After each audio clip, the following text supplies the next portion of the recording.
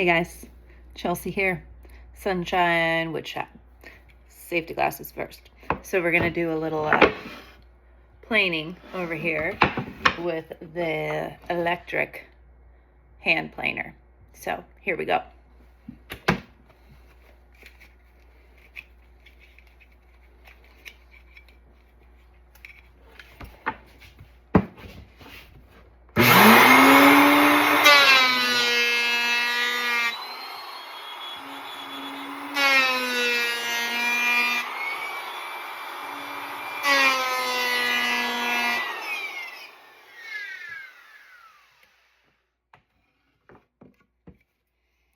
Here you can see this has been planed, this is not.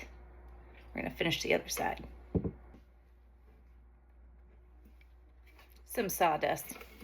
So I didn't like the way that it looked, so I'm cleaning it up a little bit more from what I originally did.